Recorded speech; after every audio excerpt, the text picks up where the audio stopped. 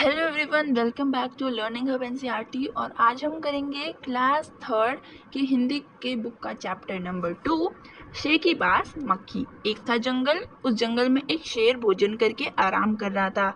इतने में एक मक्खी उड़ती उड़ती वहां आ पहुंची।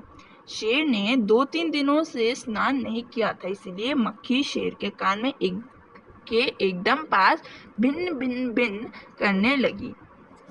तो शेर के पास मक्खी मक्खी तो हमने देखी होगी, हम घर में घुस जाती है और हम बोलते कि ये मक्खी फिर से आ गई, मतलब कान में भिन भिन करती है। और जो मक्खी होती है, आपको इतना तो पता ही होगा कि जो मक्खी है वो गंदी जगह पे ज़्यादा जाती है, क्योंकि वो वहीं से अपना खाना ढूंढ के खाती है। तो वहीं पे एक जंगल था, उस जंगल पे एक जो शेर है वो 2-3 दिन से उसने नहाया नहीं था, वो ऐसे गंदा था। ठीक है, और उसने भोजन मतलब वो खाना पी के वहीं पर सो रखा था। तो वहीं पर मक्खी उड़ के आ जाती है। अब मक्खी को क्या पसंद है? गंदी जगह। और शेर ने 2-3 दिन से उसने स्नान नहीं किया था, स्नान यानी नहाया नहीं था, तो गंदा होगा। अब अगर हम 2-3 दिन तक नहाते नहीं है, अगर हम साफ जगह रह रहे हैं, तो हम पे भी फिर भी गंदगी लग जाती है। वो तो शेर है, वो तो जंगल में बाबा शिकार करता रहता है, उसी गंदी जगह में अब उसी गंदे शरीर से वो लेट गया।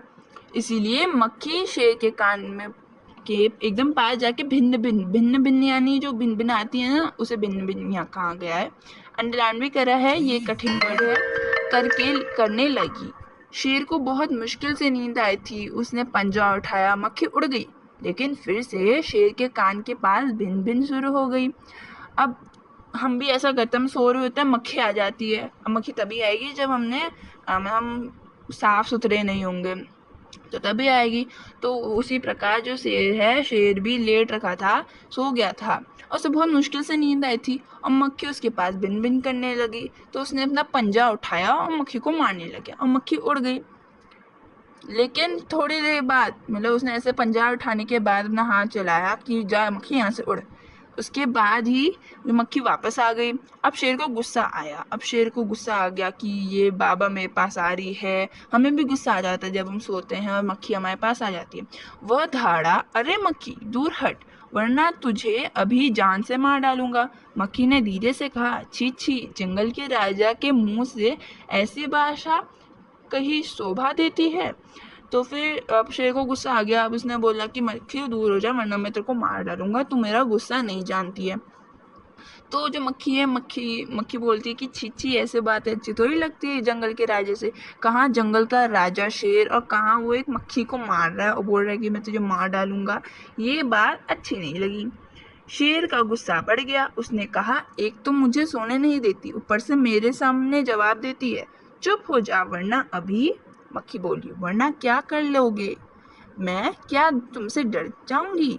मैं तो तुमसे भी लड़ सकती हूँ, हिम्मत है तो आ जाओ। तो फिर वो बोलता है शेर कि एक तो मुझे गुस्सा दिला रही है, मेरे को सोने नहीं दे रही है, क्या प्रॉब्लम है? और ऊपर से मेरे को ही बोल रही है कि अगर मैं बोल रहा हूँ कि मैं मार डालूंगा, तो मुझे ही जवाब दे रही है। अगर तू चुप नहीं हुई तो मैं तेरे को अभी मार सकता हूँ। तो मक्खी बोलती, क्या कर लोगे? भले तुम जंगल के राजा हो, लेकिन मुझसे नहीं लड़ पाओगे। अगर हिम्मत है तो लड़के दिखाओ। तो शेर आग बबूला हो उठा। उसने कान के पास पंजा मारा, मक्खी तो उड़ गई पर कान पर जरा छिल गया। अब देखो, जो शेर होता है, शेर का जो पंजा होता है बहुत नुकीला होता है, उसके जो नाखून होते हैं बहुत बड़े बड़े होते हैं ना।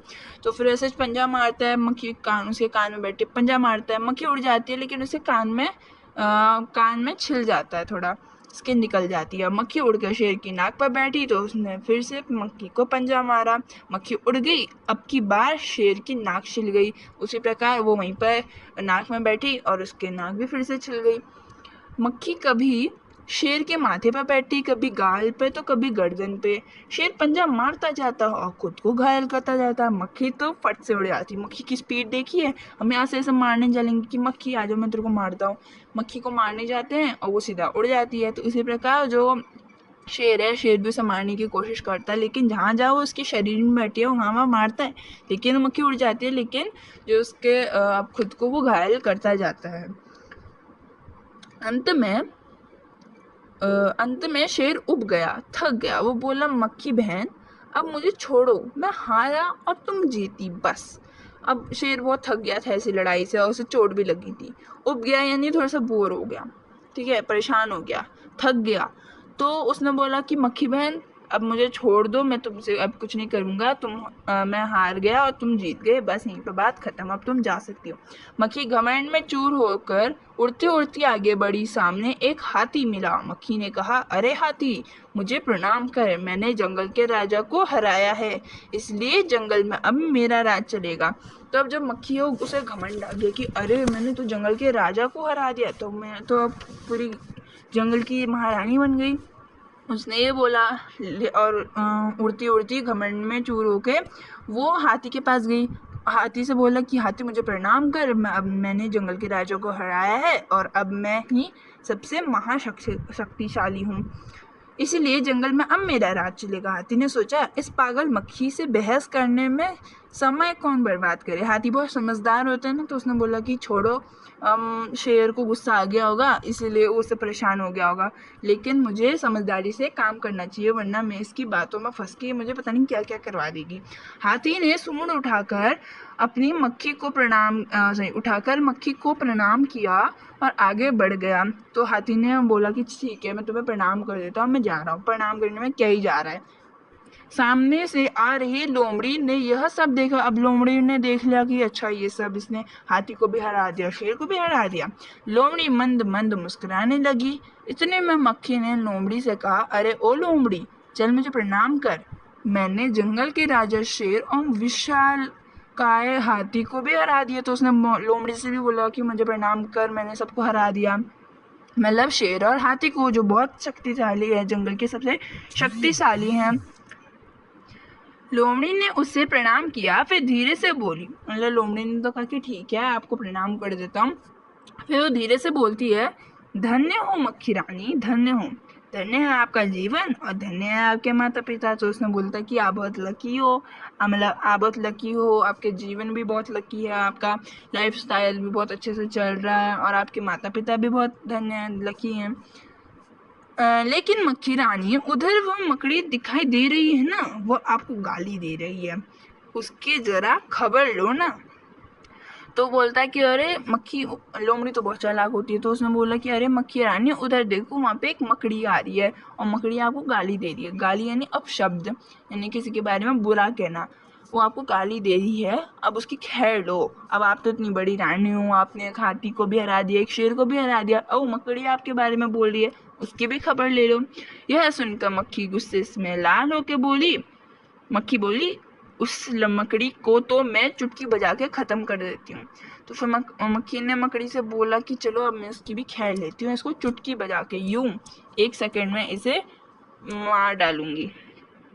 यह कहते हुए मक्खी मकड़ी की तरफ झपटी और मकड़ी के जाल में फंस गई। मक्खी जाले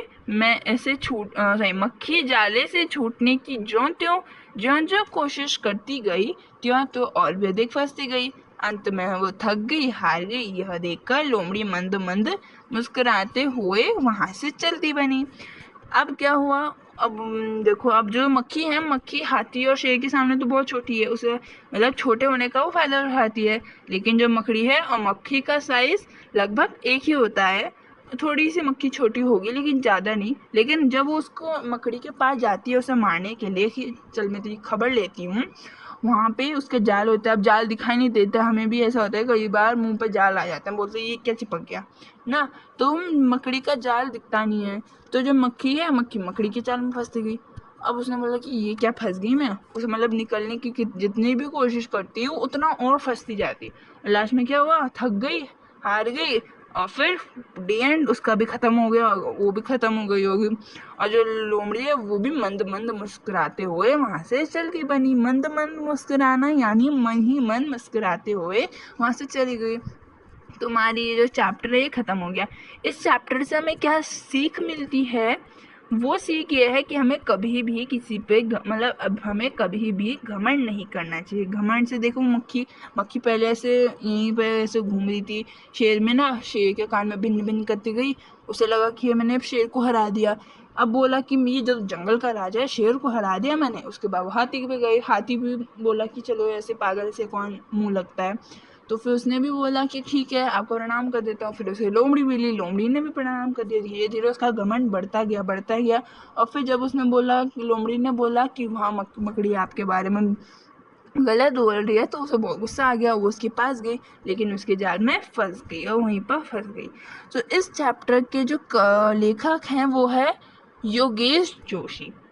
तो कैसी लगी कहानी? कक्षा में साथियों के साथ बातचीत करो, तुम्हें कहानी में कौन सबसे अच्छा लगा और क्यों, बताना। मक्खी मकड़ी के जाल में फंस गई थी, फिर क्या हुआ होगा, आगे कहानी बताओ। अब जो मकड़ी है, मक्खी है, मकड़ी के जाल में फंस गई, तो फिर क्या हुआ होगा? उसने जो मकड़ी होगी, मकड़ी ने मक्खी को खा दिया होगा। बस यही तो करती मकड़ी, जो भी उसके जाल में आता है उसे खा जाती है।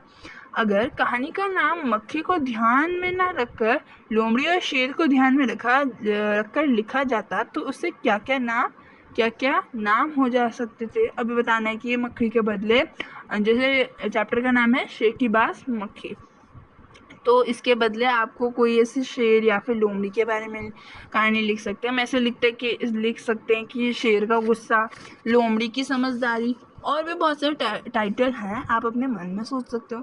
तो हमारा जो ये चैप्टर है यहीं पर ख़त्म हो जाता है। और ये बाकी की छोटी छोटी एक्सरसाइज हैं, इसे हम अगली वीडियो में कवर करेंगे, या फिर ये उतनी इम्पोर्टेंट नहीं है, इम्पोर्टेंट एक्सरसाइज को हम कवर करेंगे। तो ये वीडियो यहीं पर ख़त्म कर देते हैं। आई होप आपको वीडियो अच्छी लगी होगी। अच्छी लगी तो लाइक कीजिए, चैनल को सब्सक्राइब कीजिए। तो अब मिलते हैं आपको अगली वीडियो में, तब तक के लिए बाय स्टूडेंट्स।